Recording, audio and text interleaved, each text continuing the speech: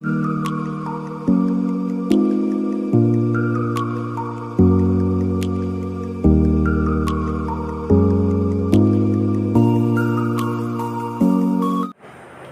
Everyone, welcome back to my channel. అందరికీ నమస్కారం అండి. అందరూ బాగున్నారా? సో ఈరోజు అయితే నేను సొరకాయ గారెలు అయితే చేశాను. చాలా టేస్టీ గారెలు. సో మరి ఎలా చేశానో రెసిపీ చూద్దామా? ముందుగా సొరకాయని అయితే సన్నగా తురిమి పెట్టేసుకోవాలి. దీంట్లోకి 4-5 పచ్చిమిరపకాయలు సన్నగా కట్ చేసి పెట్టుకోవాలి. అలాగే కరివేపాకు కూడా సన్నగా కట్ చేసుకోవాలి.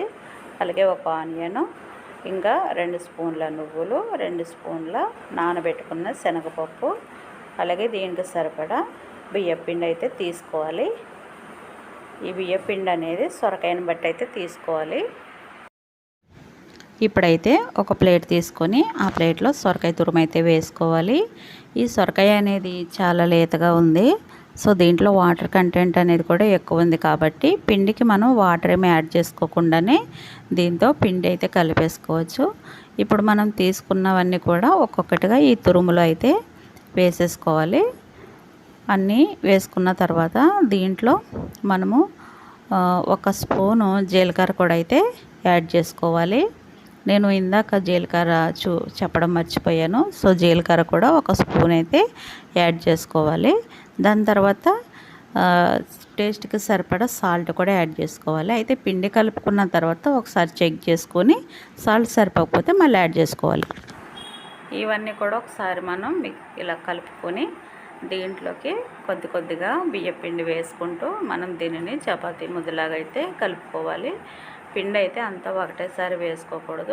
కొద్దిగా వేసుకుంటూ ఆ సొరకాయ తురుముకి ఎంత పిండి అవసరం పడుతుందో అంతా వేసుకొని పిండిని అయితే కాస్త గట్టిగానే కలుపుకోవాలి. ఎందుకంటే గారెలు అనేవి కాస్త క్రిస్పీగా రావాలంటే పిండి అయితే గట్టిగా కలుపుకోవాలి.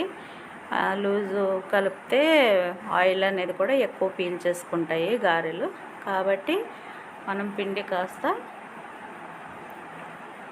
గట్టిగా కలుపుకుంటే గారెలు అనేవి క్రిస్పీగా వస్తాయి అన్నమాట. ఈ విధంగా వీడియోలో చూపిస్తున్నట్టు పిండిని అయితే మంచిగా కలుపుకోవాలి.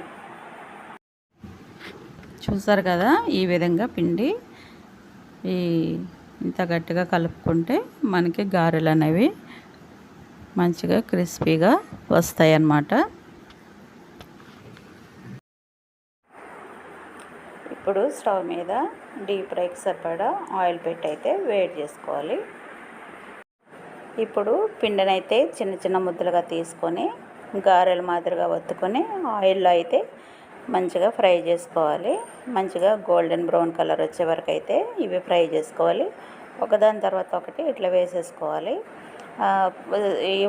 ఈ గారెల సైజ్ అనేది అయితే మన ఇష్టము. కావాలంటే కాస్త పెద్దగా కూడా వేసుకోవచ్చు, లేదా చిన్నగా వేసుకోవచ్చు. పిండి అంతా కూడా ఈ విధంగా అయితే మనము ఫ్రై చేసుకోవాలి.